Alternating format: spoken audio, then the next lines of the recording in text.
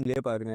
இங்க கொஞ்சம் சாம்பார் கிடைக்குமா? ஏன்னா நீ என்ன இங்க நாங்க பண்ற? மாப்பிள்ளை வீட்டுக்காரங்க, அதனால உடனே சாப்பிடணும். அப்ப யார் பரிமாறுவா? நீங்களா அப்படி காட்டுறீங்க? இல்ல மேட்ரிமோனில வேலை பார்க்கற. வாயை மூட்டு வந்த வேலையை மட்டும் பாரு. இங்க வா. இவன் தான் மாப்பிள்ளையோட தம்பி. வணக்கம்ங்க. ஏலே நீ ஏன் இதெல்லாம் பண்ணிட்டு இருக்க? குடு. அட வேணாம் சாமி, நான் நான் பண்றேன், நீ பாத்துக்கிறேன். சாப்பிடு. நானே பரிமாறேன் சாமி. ஓய், எதுக்கு ரெண்டு பேரும் சண்டை போடுறீங்க? ரெண்டு பேரும் சண்டை போடாம இங்க வந்து சாம்பார் பரிமாறுங்க. Problem solve. அண்ணா சோறு வேணுமா?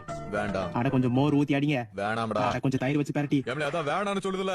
எங்கனா தொலைஞ்சிர வேண்டியது திங்க நேரத்துல வந்து உயிர் வாங்க வேண்டியது. இல்ல வெயிட்டரே கொஞ்சம் சோத்து கொண்டு வா. தயிரோட பெஸ்ட் அடிக்கணும். ஏடா பாசி தலையா, நான் உன சோறு வேணுமான்னு கேட்டனா இல்லையாடா? சொல்றடா கேட்டனா இல்லையா? மலமட மாதிரி அவன் முழிக்கிற. சோறு வேணுமான்னு கேட்டா அப்ப வேணாம்னு சொல்லிட்டு இப்ப சோறு வேணும்னு நான் வெறி பத்தி பாக்குறேன். என்ன இந்த மாதிரி என்ன சாதாரண நாள் நினைக்காத. நான் பழைய ஜிம்னாஸ்டிக் பாத்துக்க என்ன அவ்வளவுதான் சொல்லிட்டு பிரச்சனைங்க? பார்ட்னர் அவன்கிட்ட நான் சோறு வேணுமான்னு கேட்டப்பல வேணாம் வேணாம் பூம்பு மாதிரி தலையாட்டிட்டு இப்ப நான் போக விட்டு சோறு கேட்டு வெறி பத்தி பாக்குறான்.